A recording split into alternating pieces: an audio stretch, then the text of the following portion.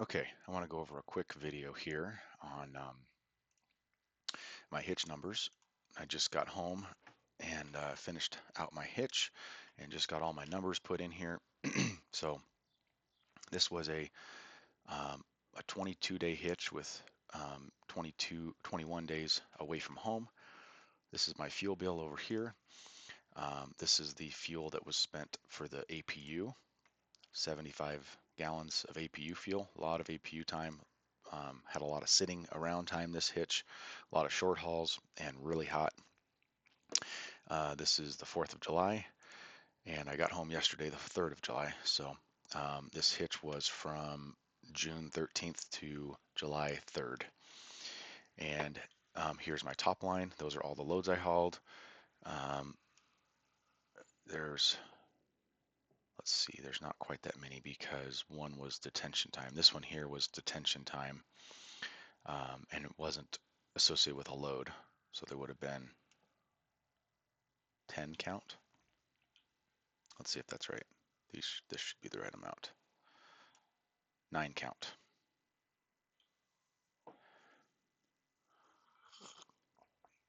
Wonder why that is.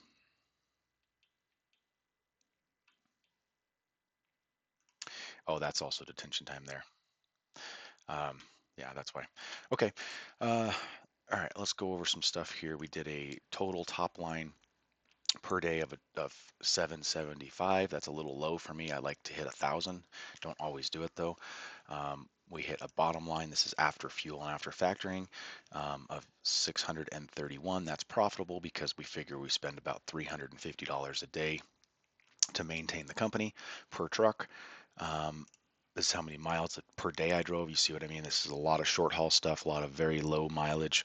Um, and then this is just a driver salary based on 73 cents a mile. If that driver did that hitch, that's what he would have made.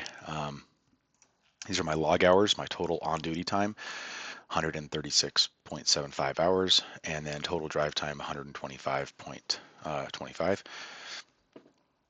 And so let's see here, total speed, moving speed, 51. Profit per hour gone, that's an interesting number. So for 21 days times 24 hours a day, that's profit per hour.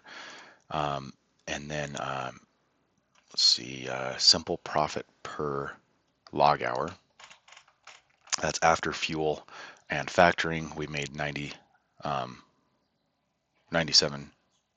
an hour for every hour on duty. We made $116 an hour for every hour on duty before we subtract fuel. So that's an interesting number because in the oil field we used to run $120 an hour, but then we had a 25% lease fee, and we also had to pay fuel. So technically this is better than oil field as far as an hourly basis. Of course, we're away from home. Of course, we were in the oil field as well. So, and then total on duty time per day, 6.5 hours. So this hitch had a lot of sitting around. I had a couple of loads cancel on me right on Friday where it left me stranded all weekend. And so I ended up sitting around an awful lot this hitch, which was pretty horrible for me. But the hitch numbers look okay. 230 all miles with a 27.8% deadhead. So even after all that deadhead, we still came in 230 a mile. Total deadhead was 1968. If we subtract 1968 out from our total miles, which would give us only loaded, that puts us at 319 all miles loaded, all loaded miles. That's pretty good for this market for flatbed. And the reason that is good is because we did very, very short hauls. So if you look here, this is every load. We ended last hitch in Evanston, so then we started the miles of this hitch in Evanston. So I had a lot of miles driving from Evanston home to Rock Springs, Wyoming, and then back to Salt Lake City the next couple weeks later or whenever it was. So we had extra deadhead miles here that shouldn't have happened. Let's see, 301 when it really should have been 180, but because we ended our hitch when we fueled up, that's why that happens. And so then we went from Salt Lake to Kansas, we picked up in Oklahoma, we went to Florida, we picked up in Mississippi. Um, wait a minute. No, sorry, we picked up in South Carolina, we went to Mississippi, then we picked up in Mississippi, we went to Indiana, so on and so forth. You can kind of look through that. I'm not going to say all that, but these are the loaded miles. So we did a lot of short hauls. So look, really, we only did 3 that were really even considered to be standard loads. Everything else was short hauls, except for this one down here. So we did 1, 2, 3, 4, 5 short hauls in there that wouldn't even have been considered line haul rates. Look at this one. We got paid $500 to run 8 loaded miles. Of course, we deadheaded at 45 miles to pick that up, but as far as loaded miles, it's 62.50 a loaded mile. This number here is where we were sitting after finishing that load progressively through the hitch. So when we got that first load delivered in Wichita, we were only at $1.29, sorry, and then we were up to $1.80. Then we stayed at $1.80 because of a deadhead out of Florida, and then we jumped up to $1.92, $2.02, $2.10, $2.15, and then up to $2.25, and then finally, by the time we got this load delivered in Colorado, we were up to $2.43, and then the deadhead home dropped us down to $2.30. That was a what was that? A 372 mile deadhead home. It's a long deadhead home, but it was the holiday and I couldn't make any other longer runs, so I had to go. I like to go to Salt Lake, deadhead home from Salt Lake, but this load was going to get me home for today, the 4th, so we took it, and the rate was good, so did pretty well. Loaded miles was 347. That's a really good rate, even going to Denver for almost 1,300 miles. I'll take that again for sure. I need to message that broker and tell them we want another one of them. Of course, that rate was a little higher because of the holiday. I think they normally pay 42 on that load, not 45. I think that was all in for her. She didn't make a dime on that load, I'm pretty sure. Let's see here. What else do we want to talk about? Factoring fees right here, $325. This is our total fuel, and then over here we have our APU. That's why we subtracted it out. We put our APU cost in there. We subtracted out of the fuel bill so we can see real fuel mileage without APU confusing the mix. So we did quite well on fuel mileage. That could be because of the 27% deadhead. 9.5 miles to the gallon haul and flatbed, open deck. I don't care who you are, that's really good. I'd like to see anybody that could outperform that. I don't think it's possible because that's best I've ever done. Let's see here. What else do we want to talk about here? I think that's it. The one thing that I'm going to point out that I point out every time is average posted rate. This hitch's average posted rate is $10.72 per mile. So that's why I don't like to look at posted rate, because if you get a couple of short hauls in there with crazy good loaded mile numbers, it throws off the entire number.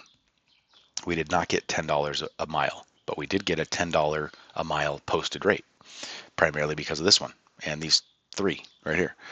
So, but they were also very short miles, so it didn't add much to our bottom line. As you can see, our progressive hitch didn't really go up that fast, even taking these crazy, like, look, we went from 215 to 225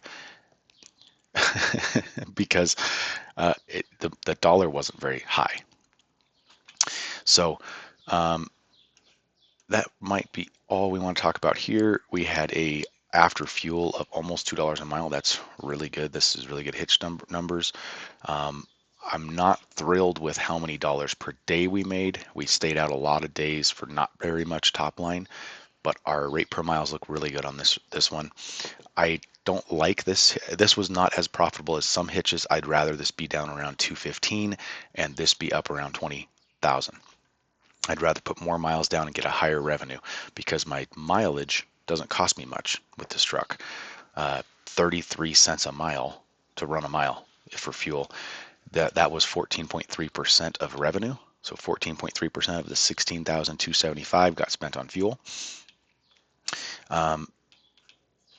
Yeah, and then let's switch over here, just so I'm not blowing smoke up everybody's skirt here. This is Jeff's hitch. This is a little bit of an estimation because he's not yet delivered, but it's pretty close. So look, he ran quite a bit more miles per day. I don't have the days right, unfortunately. That might be pretty close to right. He's right up around $1,000 a day, and we're $1.94 a mile, all miles. So we didn't do quite as good on this one. But if you look at a posted rate, we're in the 230, 253.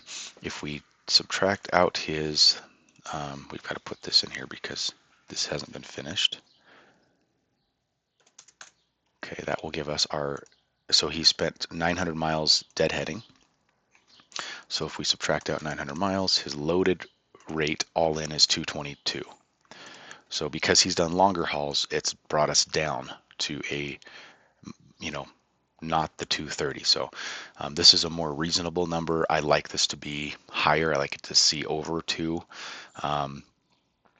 But yeah, that's our hitch numbers. Now on fuel mileage, I wanted to go over some things because this is the best fuel mileage I've gotten on a hitch ever, I think. So I'm going to take that time to brag a little bit. Let's look at, I always compare myself to Joel's numbers because Joel is the fuel mileage superstar. So let's look at Joel's 6x4 truck that hauls dry van and see how we're performing next to him. Well, first let's look at my truck. Oh, we're looking at my truck now. Overview. So 9.52 for the 30 day, 9.25 for the 60 day. And if we look at what we like to kind of benchmark against is the guy who is the king of the superstar of fuel mileage here, and this truck is the 6x4 truck, not the 6x2. So this was what we would compare to, and he's quite a bit lower than I am. He's higher on his 90, so that's good. His overall is a little lower, so he's been dropping down, and I think it's because he's been running a little faster speeds. 70 miles per hour, 77, 65, 73, 70, 70. Wait a minute. No, that's temp. I'm sorry. I'm looking at the wrong button. 62, 62, 65, 60, 60, 60, 60, and 60. And if we look at mine, let's see here.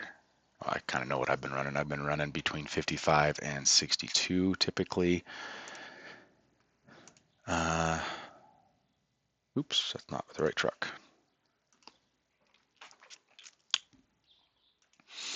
Let's look here. Let's just look the last couple. 65, 55, 58, oops, 55, 63, 63, and 70.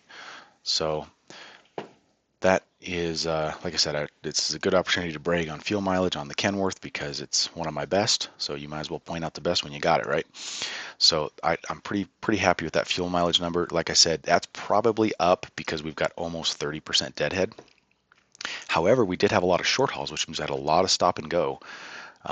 And when we do short hauls in the South, we tend to not stay on interstates because the direct way to go to do 93 miles is not on an interstate. I'm actually fairly shocked that's as high as it is. We did switch back to summer tires.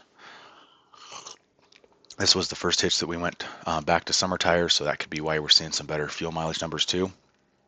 But still, it's better than even last year when I had the same tires on. So, yeah, let me know in the comments what you guys are getting for open deck as far as fuel mileage, what you're getting for your all-in loaded mile. Do you guys find that if you run short hauls, you can get this rate per mile up? Are you able to get a higher rate per mile by running some long hauls? That's what I would prefer, but it's difficult for me to do. Let me know what you guys think in the comments.